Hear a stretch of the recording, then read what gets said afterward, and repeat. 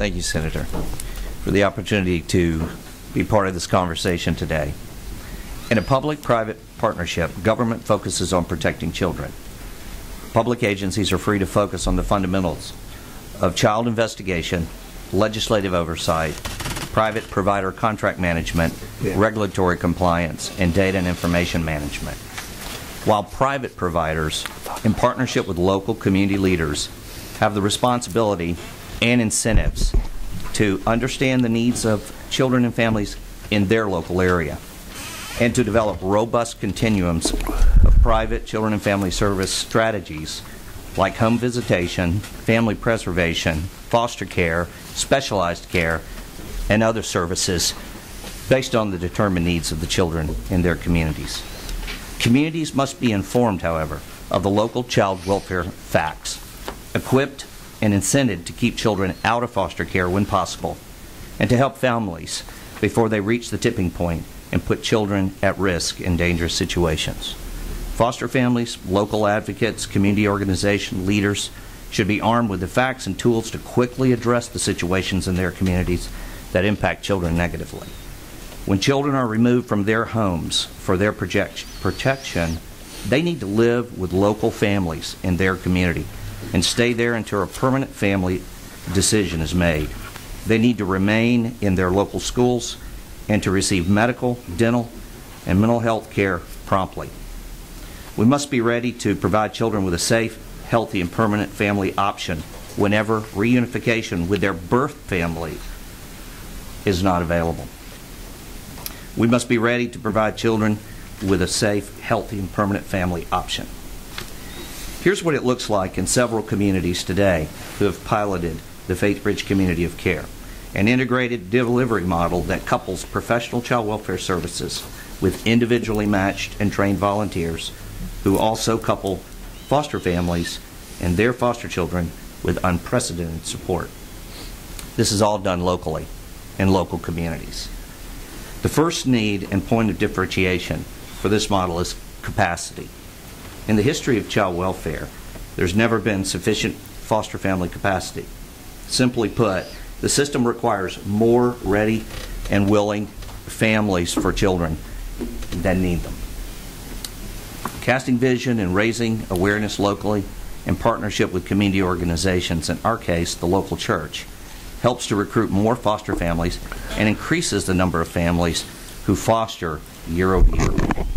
Foster families and children also need support and stability. In the Faithbridge Community of Care, foster families are surrounded with individually matched and trained volunteers who provide a variety of support based on the needs of the acuity of the children in their care.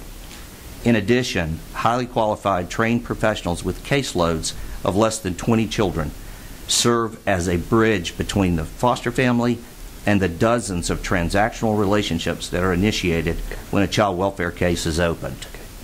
Having this type of support provides necessary stability and minimizes the number of families who suffer burnout and quit within their first year. This is what we call the one and done. This highly supportive environment produces impressive outcomes. We've seen increased quality in this type of partnership. The community-based care is about local involvement, local solutions, local engagement.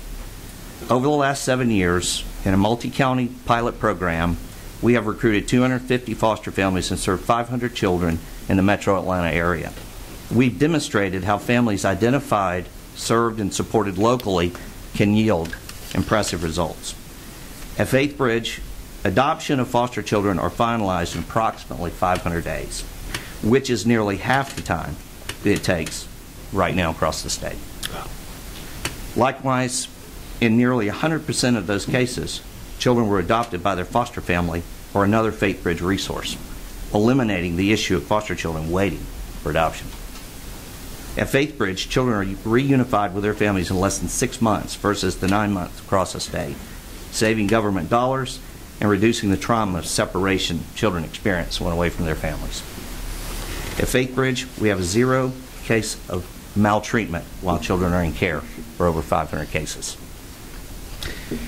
How can we achieve these results? it's really all about relationships locally, engaging many people in the communities where children live. When children are surrounded by caring and watchful adults in their communities of care, children are safer and they heal. Foster families and their volunteer community groups become a persistent presence in the lives of children they serve, and in their natural families as well. Children will go home, many of the volunteers and foster families in the relationships, because they're their community and they're their neighbors, follow them.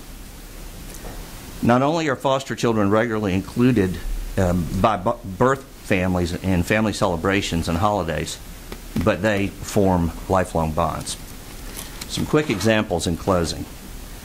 One foster family provided a birth mom a prepaid cell phone so that she could contact her once their child returned home, commenting that if you reach that tipping point again, give us a call.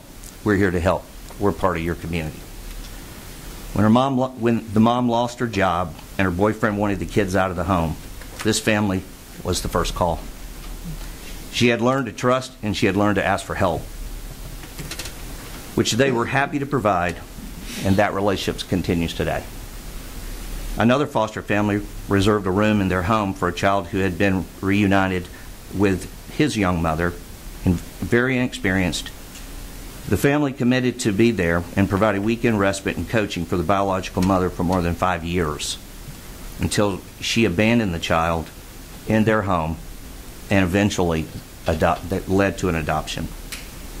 An entire church congregation stood one Sunday evening while a child was in their midst, as a foster child had asked to be baptized in the church where the family had attended, with the child's birth father in attendance, who had become fast friends with the foster family and their community group.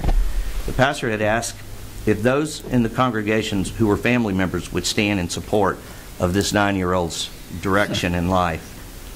First stood the foster family, then the birth parent. Many of the other people in the congregation recognized this was the foster family that they had been supporting. As they began to acknowledge the family's presence, the rest of the congregation began to stand in support as well. This was a local megachurch. It looked like a wave. In another case, the birth father of a current foster child wanted to spend extra time with his child, over and beyond the scheduled visits. So the foster family invited him to church and to lunch afterwards. 80 people in a Sunday school class who had gotten to know about his situation and his children and began to reach out to him. And now, even though the child has not returned home, he has become a regular member of the local community and finding new networks of people and friends to call on when he needs help.